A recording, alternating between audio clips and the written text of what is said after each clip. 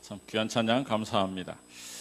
이 찬양을 사실 저하고 같이 하기로 했는데 저는 다음 주에 하는 줄 알고 있었어요. 마지막에 그래서 어저께 한번 연습하고 말았는데 오늘 아깝습니다. 다음 기회에 해금하고 같이 기회가 또 있었으면 좋겠습니다. 제가 없어서 더 잘했은 것 같습니다.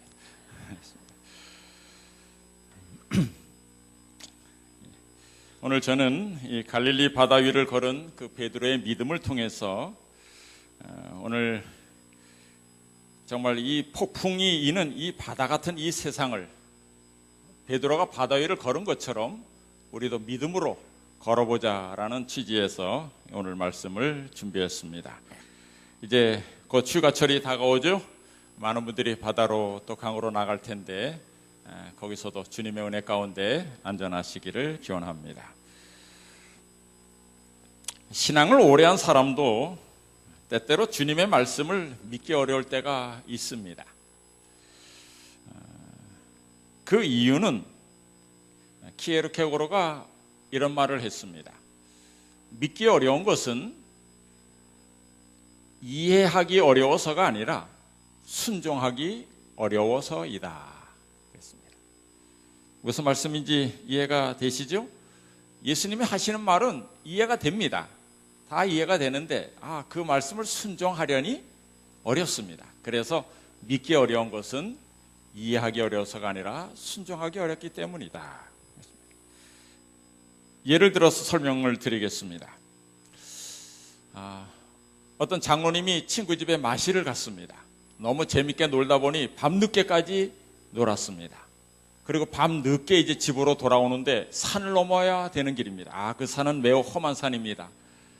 보통 때 같으면 뭐 길도 나고 그래서 잘 갈 수 있는데 그날따라 구름이 하늘을 가득 차고 그래서 달빛도 가리고 정말 깜깜한 한치 앞도 보이지 않는 그런 밤이었습니다. 그래서 조심조심 집을 향하고 가고 있었는데 아니나 다를까 실수를 해서 그만 옆으로 쭉 미끄러지게 됐습니다. 미끄러지다가 낭떠러지에 뚝 떨어지겠습니다. 그런데 참 우리 하나님을 잘 믿는 장로님이라 우리 주님의 은혜가 함께 하셨습니다. 나무가 거기 큰 나무가지가 있어서 나무가지에 딱 걸렸습니다. 나무가지를 손으로 꽉 잡고는 휴 한 다음에 이렇게 생각해보니 여기 참 깊은 절벽이 있는 낭떠러지인데 여기서 떨어지면 내가 뼈도 못 추리겠구나 하는 생각이 들었습니다. 갑자기 겁이 났죠. 근데 이분이 장로님 아닙니까? 그래서 그 순간에 뭘 했을까요? 기도를 했죠. 하나님, 제가 주님을 위해서 이제까지 살아온 거 주님께서 아시지 않습니까? 저를 좀 도와주십시오. 무슨 말씀을 하시든지 제가 다 하겠습니다. 그랬더니 주님이 정말 대답을 하셨어요. 어묵의 장로야, 정말 너는 나를 믿느냐? 예, 믿습니다. 무슨 말씀이든지 하십시오. 그래, 그럼 내가 살려줄 테니 내가 시키는 대로 하거라. 그래서, 예, 말씀만 하십시오. 지금 네가 잡고 있는 나뭇가지를 놔라. 그랬습니다. 이 장로님은 믿음이 많아서 에스더처럼 죽으면 죽으리라 는 각오로 손을 놨다 생각하시는 분 손 들어보세요.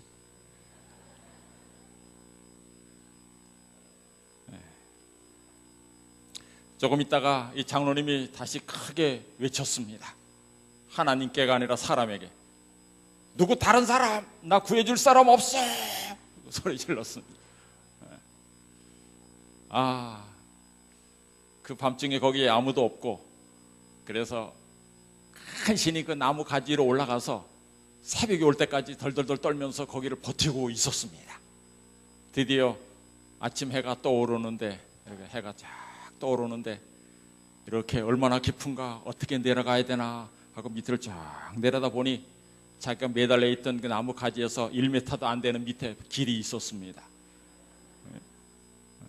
그 밤중에는 거기가 천길만길 낭떠러지처럼 보였지만은 주님께서 손을 놔라 그럴 때 정말 믿음으로 손을 딱 놨으면 어떻게 됐을까요?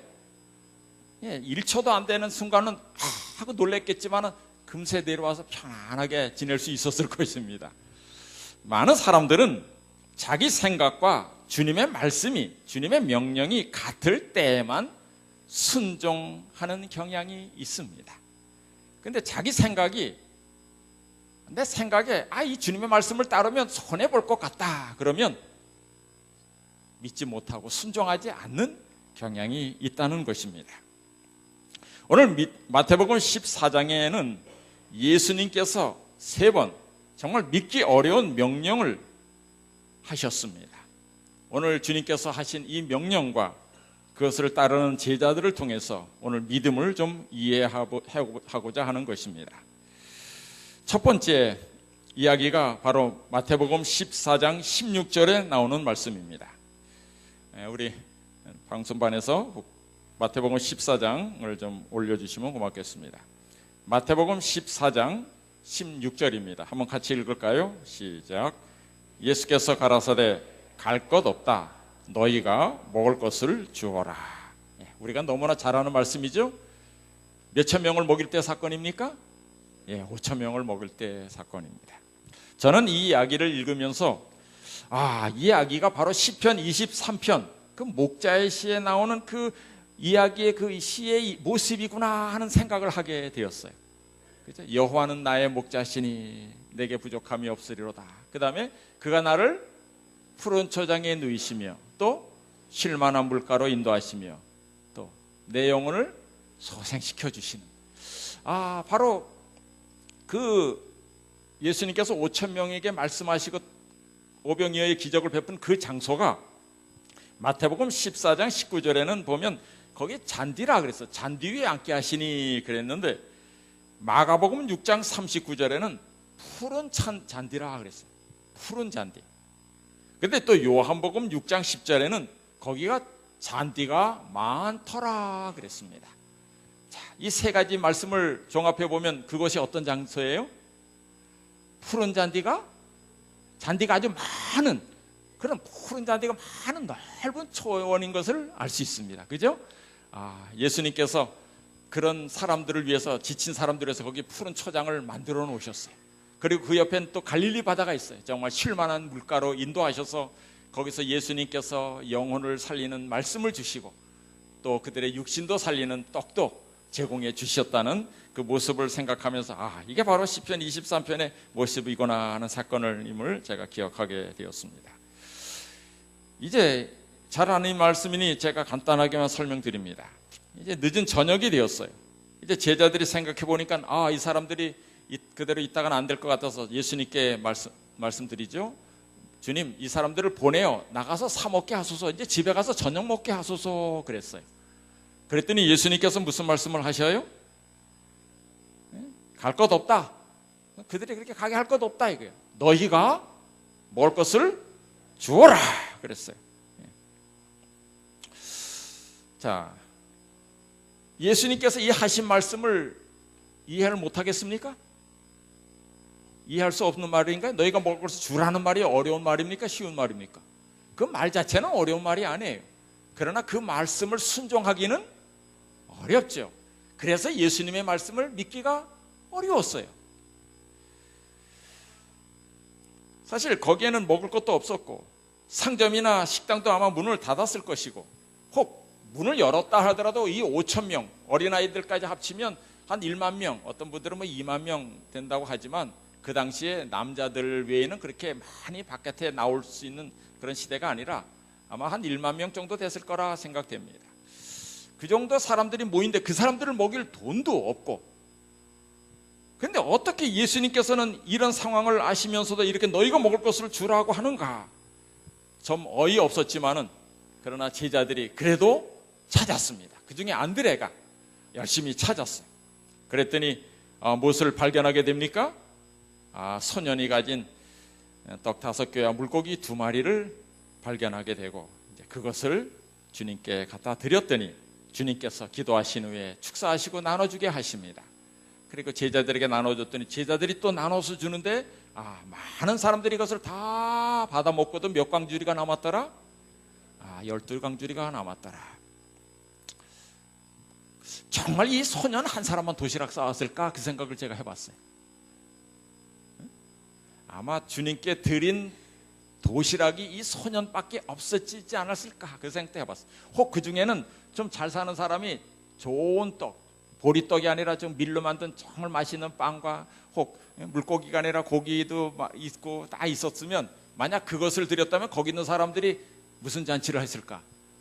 더 좋은 잔치를 할 수 있었을 텐데, 아이고 이거 드렸다가 내가 먹을 거 뺏길까 봐 안 드렸기 때문에 혹 그런 일은 안 일어났을까? 그렇진 않았을까 하는 생각도 제가 스스로 해봅니다.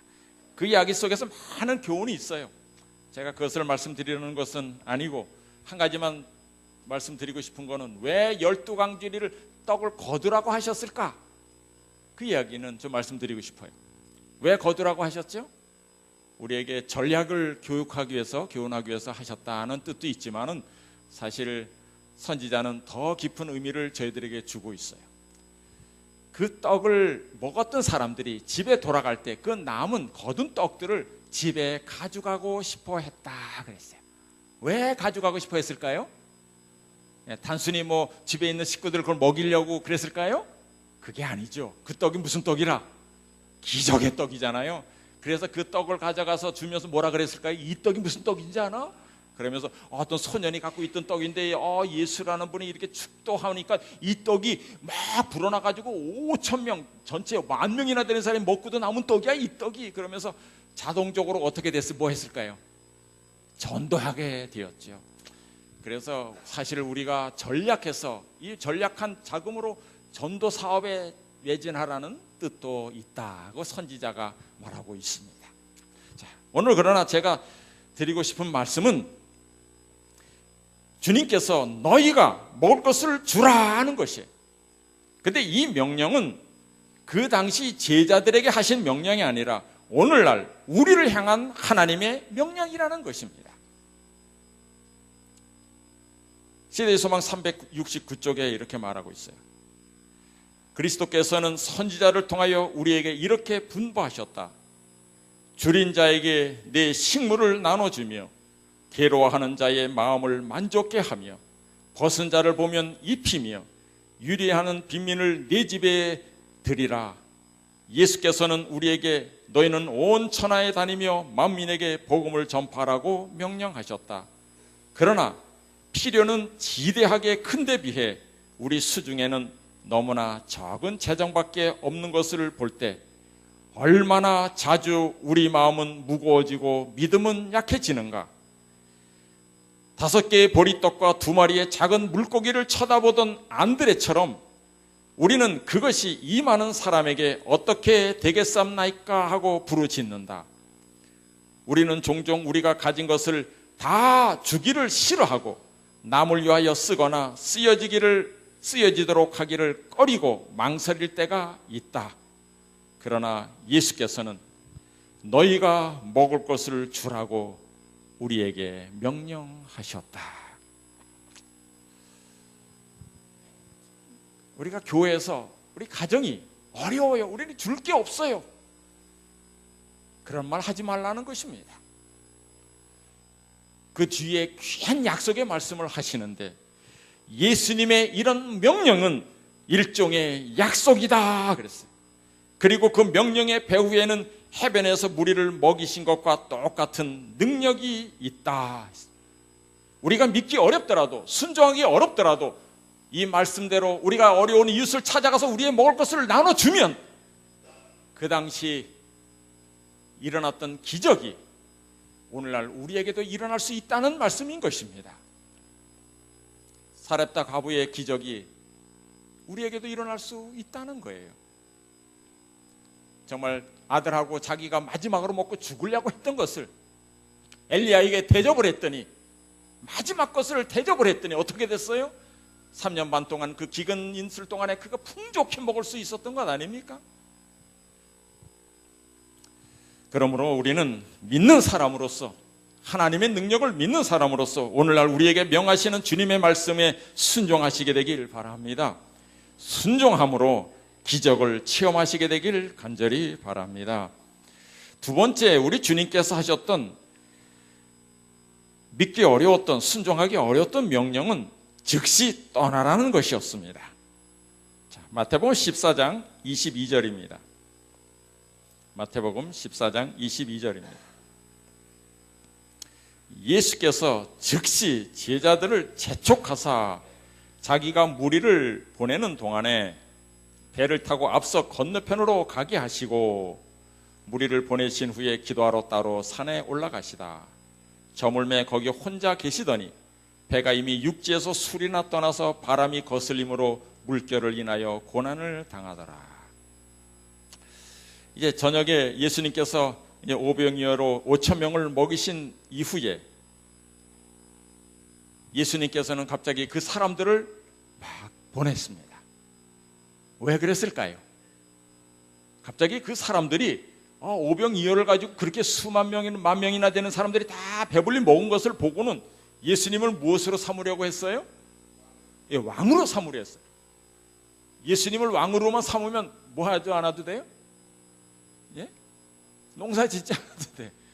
가만히 그냥 예수님 말씀만 따라다니기만 하면 따라다니면 그저 먹을 것 때마다 다 공급해 줄 것이고, 예? 그러니 뭐 얼마나 좋습니까? 저들이 흥분하여 예수를 왕으로 추대하려고 했을 때, 그래서 예수님께서는 저들을 돌려보냈어요. 그리고 제자들에게 뭐라고 말씀하셨어요? 즉시 그리고 재촉하여서 자기가 무리를 보내는 동안에 빨리 배를 타고 건너편 가버나움으로 가라 그랬어요. 왜 예수님께서 즉시 재촉해서 보내셨을까요? 예수님은 미래를 다 내다보시는 분이세요. 잠시 후에 늦게 떠나면 이 갈릴리 바다에 어떤 일이 일어날 걸 다 아시는 분이셨어요. 그래서 빨리 재촉해서 떠나라고 하신 것이었습니다. 만약 예수님께서 말씀하신 대로 그들이 바로 떠났더라면 한 30분도 안 걸려서 거기 가버나움에 갈 수 있었습니다. 예수님께서 이렇게 강권하면서 재촉하신 것은 이번이 처음이었어요. 그런데 예수님께서 즉시 건너가라고 하셨지만 제자들은 주저하고 있었습니다. 왜 주저했을까요? 시대의 소망에 보면 379쪽에서부터 보면 그들이 그 갈릴리 바다에 내려가서 웅성 모여가지고 서로 토론하면서 불평하고 있었어요. 또 예수님에 대해서 아주 또 불평했어요. 무슨 얘기했을까요? 아이고, 예수님 이럴 때 좀 모른 척하고 그냥 왕으로 좀 되시면 안 되나? 추대받으면 되지. 왜 이렇게 백성들의 마음을 몰라주시고 우리의 마음을 몰라주시는가?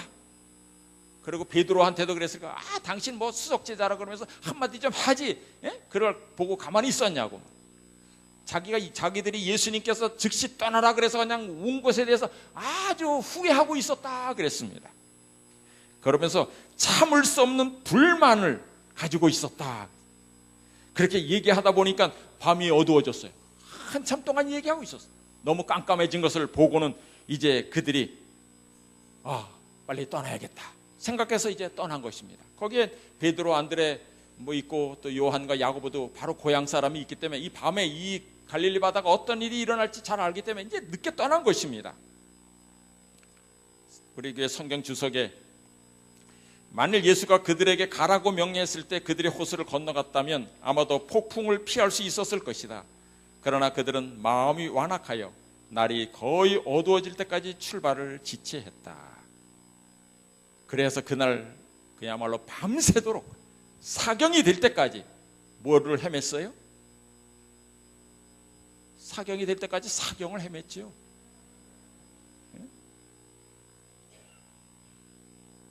정말 예수님께서 무리로 건너오실 때까지, 그래서 바다를 잠잠케 하실 때까지 그들이 정말 가진 고생을 다 했습니다. 왜? 예수님께서 말씀하셨는데 그들이 믿지 않았나요? 왜 순종하지 않았습니까? 예수님이 하신 말씀을 이해하지 못했나요? 떠나라는 말을 모릅니까? 아니에요. 그 말씀을 믿지 못한 것은 그 말씀을 순종하기 싫어서 그랬던 것이에요. 왜 순종하기 싫어서 그랬어요? 예수님의 명령과 자신들의 그 생각이 달랐기 때문에 그래요. 자신들의 욕심을 채워주지 않는 명령이었기 때문에 그들이 그 순종하지 않았던 것입니다. 그러므로 우리는 주님의 명령이 우리의 이권과 내 생각과 맞지 않더라도 그렇게 보이더라도 믿음으로 순종할 수 있어야 하는 것입니다. 우리가 어려움을 당하는 이유는 주님의 명령을 불순종하거나 또한 순종이 늦어지기 때문에 그렇습니다. 롯의 가족이 빨리 소돔성을 떠나라 그랬어요. 재촉했지만은 그러나 늦장 부리다가 결국 늦게 떠나서 누구를 잃게 돼요? 그의 아내를 잃게 되지 않습니까? 만약 떠나라 그랬을 때 빨리 떠났더라면 아내를 잃지 않을 수 있었어요. 그럼 늦장 부리다가 즉시 떠나야 됐는데, 오늘날 우리 주님께서 즉시 재촉해서 떠나라 하십니다. 무엇으로부터? 지난주에 제가 말씀을 들으면서 우리 하나님의 백성들도 많은 중독에 걸려 있구나. 나를 사로잡고 있는 이 중독에서, 미디어 중독에서, 스마트폰 중독에서, 또는 게임 중독에서 빨리 떠나라. 잘못된 투자를 하고 있다면 거기서 떠나라. 잘못된 건강 습관이 있다면 빨리 너희들이 거기서 떠나야 된다고 말씀하고 있습니다. 지체하면 지체할수록 우리는 위험을 맞이할 수밖에 없게 될 것입니다. 세 번째로, 순종하기 어려운 명령은 베드로에게 하신 말씀이었어요. 바다 위로 오라는 것이었습니다. 마태복음 14장 25절입니다. 밤 사경에 예수께서 바다 위로 걸어서 제자들에게 오시니 제자들이 그 바다 위로 걸어오심을 보고 놀라 유령이라 하며 무서워하여 소리 지른 걸 예수께서 즉시 일러 가라사대 안심하라 내니 두려워 말라. 베드로가 대답하여 가로되 주여 만일 주시어든 나를 명하사 물 위로 오라 하소서 한데 오라 하시니 베드로가 배에서 내려 물 위로 걸어서 예수께로 가되. 이스라엘 백성이 홍해를 건널 때 물 위로 건넜나요? 물 아래로 육지로 건넜나요? 육지로 건넜죠.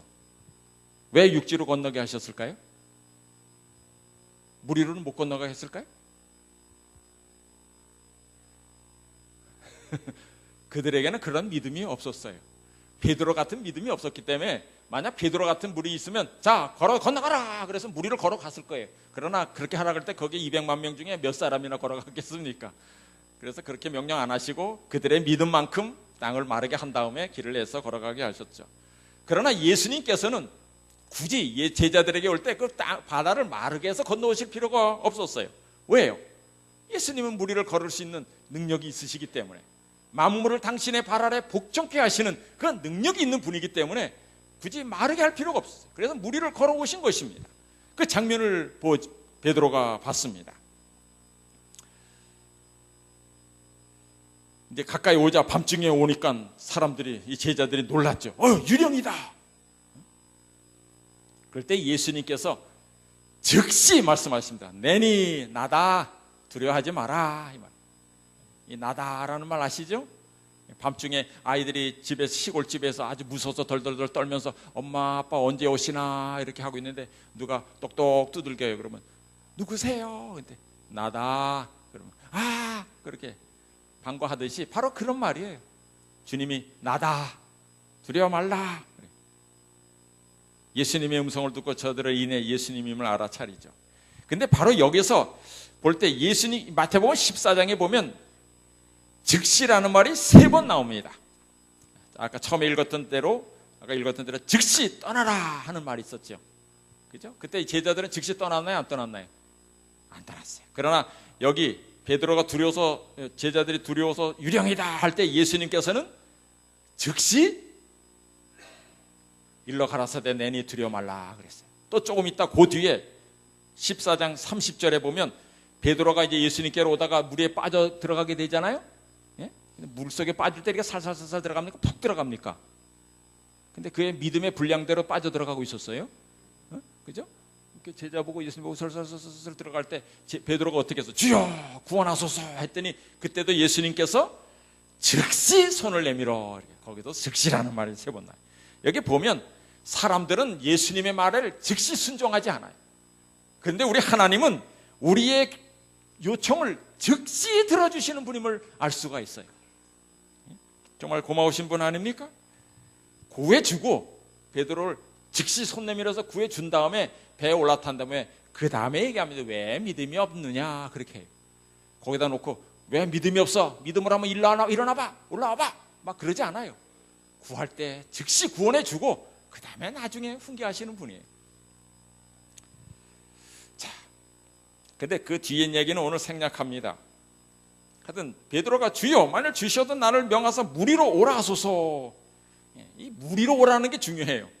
물속으로 오라면 얼마든지 가죠. 저도 갈 수 있어요. 다이빙 해가지고 쫙 갈 수 있습니다.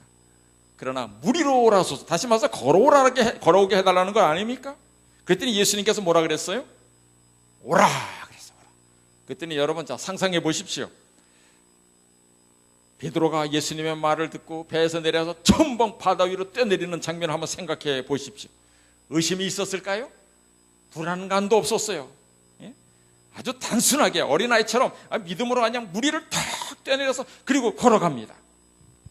정말 예수님께서 오라고 하자 바로 무리를 뛰어내려서 걸어가는 것입니다. 그것도 낮도 아니고 한밤중인데 잔잔한 바다도 아니고 파도 치는 바다를 가는 것입니다.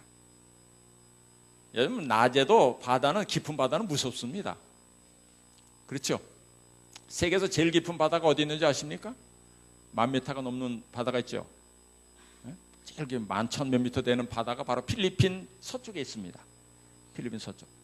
그쪽을 제가 필리핀에서 공부할 때 배 타고 한번 지나가 본 적이 있어요. 바다가 정말 시꺼먼데 검풀어요. 여기가 세계에서 거의 제일 깊은 바다입니다.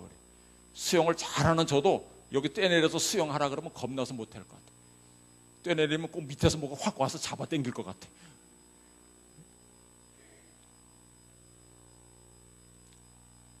그런데 밤중에는 어떻겠습니까? 정말 깜깜한 밤에 그런 바다에 뛰어내리는 건 보통 심장 가지고 그럼 못 뛰어내립니다. 저도 이 베드로가 무리를 걸었다는 얘기를 바로 인간으로서 예수님 다음으로 처음으로 무리를 걸은 이 베드로를 생각하면서 내가 베드로 다음으로 무리를 걸은 사람이 돼야겠다 생각했어요. 그래서 제가 무리를 한번 걸어보려고 도전을 했습니다. 어떻게 하면 될까요? 이론은 간단합니다. 저 남미에 가면 도마뱀이 있어요. 그 도마뱀 별명이 예수 도마뱀이에요. 그 예수 도마뱀은 1초에 발을 20번을 띱니다. 그래서 다다다다닥 해가지고 무리를 뛰어갑니다. 원리는 간단해요. 그래서 제가 수영장에 가서 막 달려가다가 지금은 아니고 좀 젊을 때입니다. 막 달려가다가 하여튼 이 발 딛고 왼발 딛고 이 발이 빠지기 전에 오른발을 띄면 무리를 걷는 거 아닙니까? 하여튼 한 발. 그래서 한번 도전을 해봤습니다.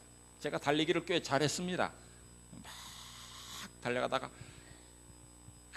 뛰다가 발을 딱 딛고 발을 오른발 하려고 하는 순간 벌써 왼발 받는 순간 물이 머리까지 올라와 있더라고요.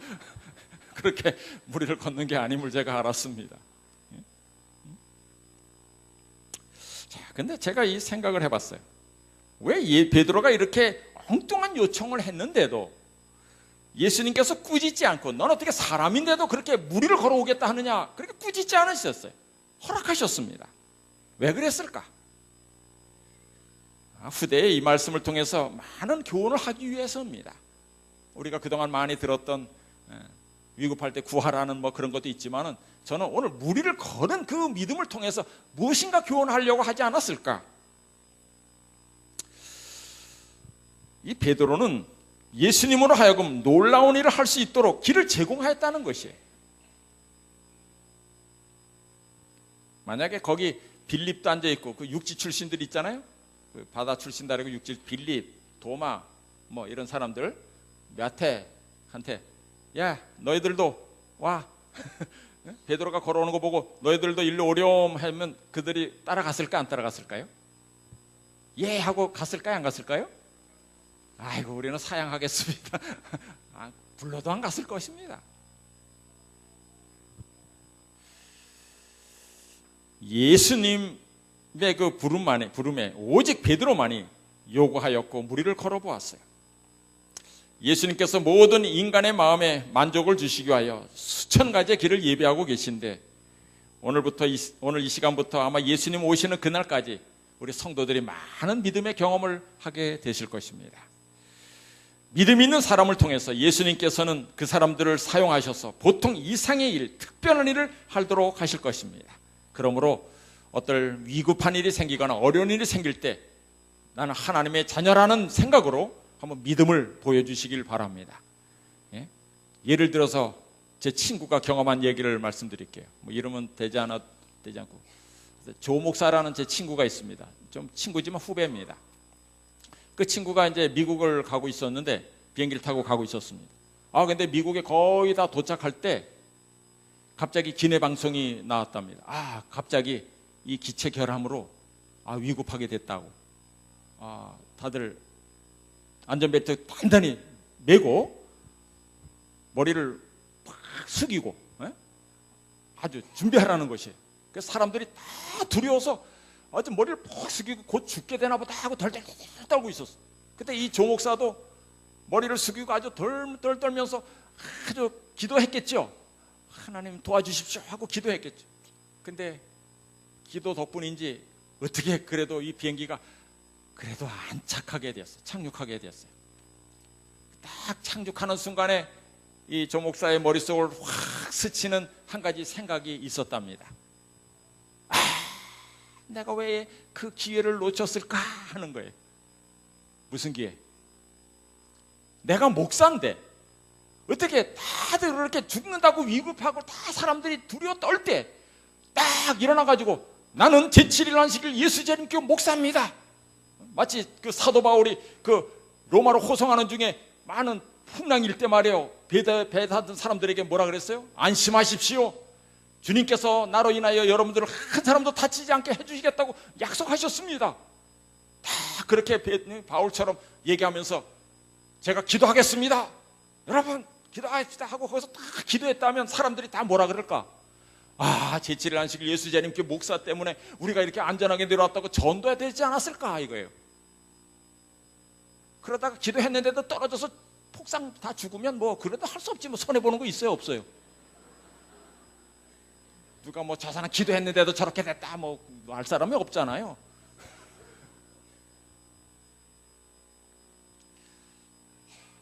어쨌든 그때 그렇게 후회가 되더라 이거. 한번 이런 기회가 오면 믿음으로 한번 도전해 보시기 바랍니다. 아무도 못하더라도 여러분 나는 제7일 안식일 예수재림교회 성도입니다. 하나님께서 나를 사랑하시고 지켜주실 줄 믿습니다 하면서 기도해 보시기 바랍니다.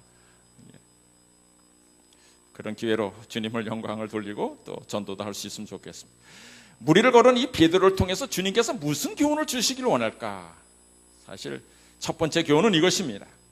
예수님께서 당신을 따르는 사람들에게 큰 믿음을 요구하신다는 겁니다. 여러분 베드로가 실제로 무리를 걸을 때 그가 무리를 걸을 수 있다는 어떤 보증을 받았습니까? 그저 오라라는 말씀의 증거 외에는 어떤 증거도 받지 못했습니다. 그런데 이런 방법이 우리 주님께서 자주 사용하시는 방법이에요. 아브라함에게 내 독자 이삭을 모리아산에 가서 제사로 드려라 그랬어요. 또 나를 따라오너라 제자들에게 말이죠. 내가 너희를 사람 낚는 업으로 만들겠다 그랬어요.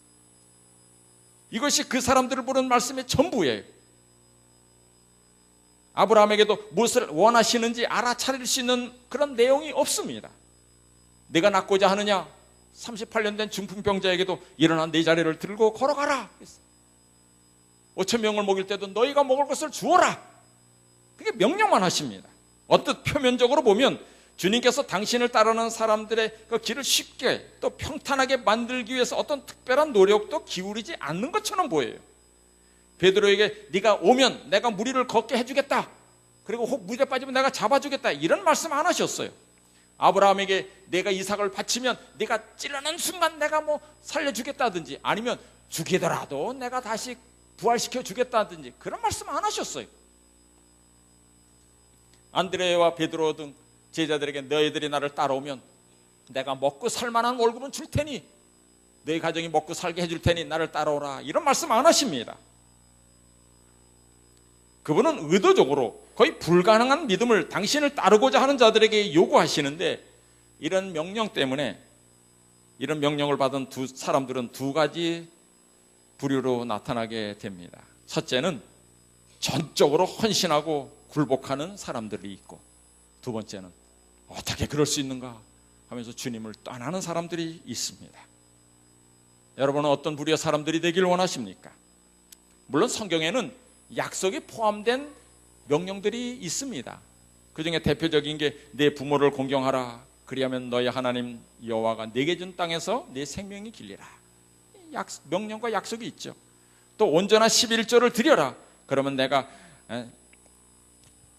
너에게 복을 주겠고 쌀 것이 없도록 부어주겠다. 이런 명령과 약속이 함께 있는 것도 있지만은, 그러나 대부분은 명령만 있고 약속이 생략된 부분이 많이 있습니다. 그럴 때라도 우리는 믿음으로 순종해야 합니다. 우리의 믿음은 순종에 의해서 시험받는 것입니다. 야고보는 내 형제들아, 만일 사람이 믿음이 있노라 하고 행함이 없으면 무슨 유익이 있으리요? 그런 믿음이 능히 자기를 구원하겠느냐 했습니다. 사랑하는 대교인교 성도 여러분, 우리 하나님께서는 우리들에게 의혹이나 타협하는 일 없이 주님께 순종할 수 있는 충분한 확신을 소유하기를 요구하십니다. 때로는 아무런 증거가 없더라도 주님께서 명령하시면 순종하는 믿음을 보여주시길 간절히 소망합니다. 또한 베드로에게 왜 무리를 걸어오라 하셨을까? 또 다른 이유가 하나 있는데, 그것은 이것입니다. 만약 우리가 무리를 걷지 않는다면 발밑에서 느껴지는 물을 결코 발견할 수 없기 때문에 그렇습니다. 자, 질문하겠습니다. 베드로가 무리를 걸을 때 맨발로 걸었을 겁니다. 그때 그 느낌이 어땠을까요? 아무 생각이 없으세요? 딱딱했을까요? 말랑말랑했을까요? 말랑말랑했을까요? 아니면 파도가 막 치니까 이렇게 파도 치는 이런 부분들은 밟으면 따끔따끔했을까요? 그것도 아니고, 그럼 뭘까요? 땅 같을까요? 물 같을까요? 느낌은 뭐 차긴 하겠지요? 물이니까. 아무도 몰라요. 베드로 외에는 몰라요. 하늘에 가서 무리를 걸을 때 그게 딱딱했는지 말랑말랑했는지 베드로밖에 몰라요. 다시 말씀드려서, 이 믿음의 경험을 해본 사람만이, 믿음의 승리를 경험한 사람만이 그 느낌을 알 수 있다 이것입니다. 믿음으로 승리한 사람만이 알 수 있는 기쁨이 있다 이것입니다. 제 동생이 지금 여기 천호동에 있는 제 막내 동생이 군에 갔을 때 어떻게 공수부대에 뽑혔어요. 그래가지고 이제 논산에서 훈련 마치고 여기 거여동에 공수부대 훈련소가 있습니다. 거여동에서 훈련을 하는데 안식일이 됐습니다. 내일이 안식일이에요. 근데 내일 비행기 타고 낙하산 훈련을 한다는 것입니다. 낙하산 공수 훈련을 한다는 것입니다. 그래서 제 동생이 그 단장 사무실을 노크를 하고 들어갔습니다. 딱 들어갔더니 거기에 사단장하고 쫙 상관들이 쫙 있습니다. 거기에 딱 경례를 하고, 아직 2등병이에요. 1병도 안 돼. 2병 정경영 용무 있어 왔습니다. 그러니까 뭐야? 그러니까 내일 제가 훈련 받을 수 없습니다. 그러니까 거기 있는 사람들이 입을 딱 벌리고, 그 부대가 생긴 이후로 공수부대에서 감히 2등병이 그 사단장한테 와서 훈련 받지 못하겠다고 하는 사람은 처음이래요. 왜 못 받는데? 그랬더니 저는 제7일 안식일 예수 재림교회 성도입니다. 내일은 안식일이기 때문에 제가 훈련 받을 수 없습니다. 그랬대요.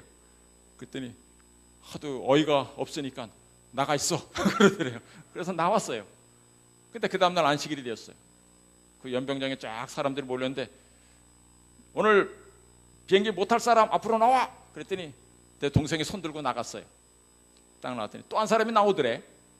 그랬더니 그 옆에 사람한테 너는 왜 못 받아? 그러니까 저 고수공포증이 있어서요. 그러더니 야, 공수부대가 고수공포증이 말이 되냐? 이놈은 잡아서 영창 보내. 그러더래요. 그랬더니 너는 어저께 얘기했지?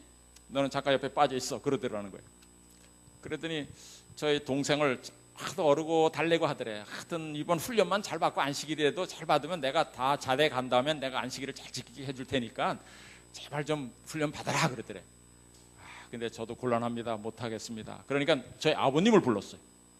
집에 전화해서 저희 아버님을 부르니까 저희 아버님이 또 혼자 가기 하니까 그때 군봉사부장이었던 김성현 목사님을 또 불러서 같이 갔어요. 김성현 목사님하고 가는데 그래도 뇌물 보따리라고 이렇게 꿀 한 봉지 들고 갔대. 그 윤 장로님 것인지 모르겠는데 어쨌든 꿀을 들고 가서 딱 갔습니다. 이제 사단장이 만났어요. 그랬더니 정의병 보니까 그 사단장도 정씨래. 같은 정씨야. 그래서 믿음 좋긴 한데 이번 훈련만 잘 받게 해주면 제가 나중에는 잘 안식일 지키게 해줄 테니까 훈련만 좀 받도록 좀 타르십시오 그랬어요. 근데 저희 아버님이 어떤 분입니까? 뭐 아시는 분은 아시겠지만 오히려 저희 아버님이 더 발끈하면서 만약 이놈이 얘가 안식일에 훈련 받으면 영창이 누시오 이러는 거예요. 그러니까 이거 안 되겠다. 이게 부전자전이구나. 그래가지고 다른 사람보다 거의 한 달 뒤에 훈련을 마쳤어요. 하여튼 탈 건 다 타야 되니까. 그리고 이제 자대를 배치받으면서 참 이분이 좋았어요. 그 화곡동으로 왔습니다. 화곡동에 제1공수가 있는데 그 전화를 해서 여기 정경영이라는 이병이 가는데 이 안식일 문제 때문에 토요일날 훈련을 못 받아. 그러니까 잘 좀 봐줘 그랬대. 근데 그 화곡동 그 사단장이 그 친구예요. 있죠, 거여동 사단장. 근데 거여동 사단장이 정씨니까 그래서 정의병 그러니까 자기 친척이나 뭐 동생이나 뭐 이런 데는 줄 알았대. 자기 혼자 생각해. 사실 그래서 아무리 뭐 대통령이든 뭐 위에 있는 고참들이 자기한테 명령해도 들어주지 않는 그 명령을 들어준 거예요. 그 부탁을. 그래가지고 CP 당번이라고 아시나 몰라. 하여튼 뭐 중사들 뭐 하사관들 막 쌓여서 머리 깎아주고 뭐 어항 관리하고 청소하면서 땡자 보내는. 그러다가 어쩌다가 한번 훈련하고 안식일에도 화곡동 꽤 나가서 마음대로 지키고 그렇게 보냈어요. 3년을. 이게 무리를 걷는 자만이 물 밑에 그 느낌이 뭔지 알아요. 믿음으로 승리한 자만이 그 믿음으로 승리한 그 믿음의 경험에 기쁨을 누릴 수 있다 이것입니다. 그래서 무리를 걸어오라고 하신 거예요. 마지막으로 하나 좀 늦었지만 하나만 더 말씀드리겠습니다. 세 번째, 무리를 걸으라는 얘기는 우리가 믿는 사람이 살아가는 길에는 꼭 물리적 법칙이 아니라 주님의 사랑의 법칙, 하늘의 법칙에 의해서 우리는 살아갈 수 있다는 것입니다. 여러분, 물속에 들어가면 사람이 깔아앉죠. 그리고 숨을 좀 들어 마시면 사람이 좀 뜹니다. 최소한 사람이 얼마큼 뜨냐면 손바닥만큼은 뜬대요. 그러므로 이제 코하고 입만 물 밖으로 내놓고 있으면 살 수 있습니다. 물속에 들어갔을 때 깔아앉을 때 이렇게 내놓고 코하고 입만 내놓고 이렇게 숨을 대요. 숨을 좀 깊이 들어 마시고 손을 살살살살 하면 떠 있습니다. 근데 사람들은 대부분 겁이 나가지고 그렇게 못하고 막 물을 발버둥 치면서 치 올리죠. 그러면 쑥 올라갔다가 더 깊이 한 3m 들어갑니다. 또 발버둥 쳐서 쑥 또 올라오면 또 한 5m 들어갑니다. 그러다가 죽죠. 어쨌든 사람이 물속에 들어가면 가라앉는 것이 물리 법칙이에요. 그런데 성경에는 물리 법칙을 뛰어넘는 많은 법칙들이 있고 말씀이 있습니다. 특별히 로마서 8장에 보면 우리는 다 죄인이에요. 죄인이기 때문에 죽을 수밖에 없는 저희들이에요. 그러나 이 죄를 지는 사람은 죽어야 된다는 그런 법칙이 아니라 죄와 사망의 법칙이 아니라 생명의 성령의 법칙이 우리를 해방하였다 그랬어요. 우리가 죄를 져서 다 죽을 수밖에 없지만은 예수를 믿으면 하늘의 법칙에 의해서 우리가 구원받을 수 있다는 사실에 하나님께 감사하시길 바랍니다. 또한 물리적 법칙은 내 것을 남에게 주면 없어집니다. 우리가 이웃에게 너희가 먹을 것을 주면 없어지는 게 당연한 법칙이에요. 그런데 성경의 법칙은, 하늘의 법칙은 무엇입니까? 누가복음 6장 38절입니다. 주라, 그리하면 너에게 줄 것이니 곧 후히 되어 누르고 흔들어 넘치도록 하여 너에게 안겨주리라. 우리가 주면 없어지는 것이 아니라 오히려 하나님께서 더 풍족하게 채워주시겠다고 말씀하셨어요. 이런 순종하는 믿음을 가진 우리 태영교회 성도들이 되시길 바랍니다.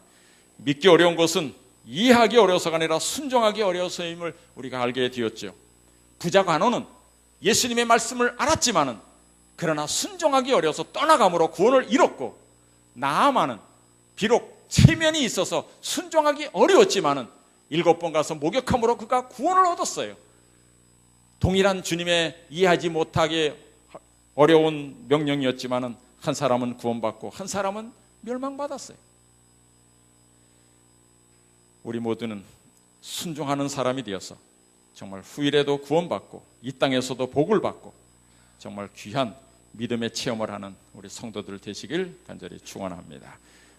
기도하시겠습니다.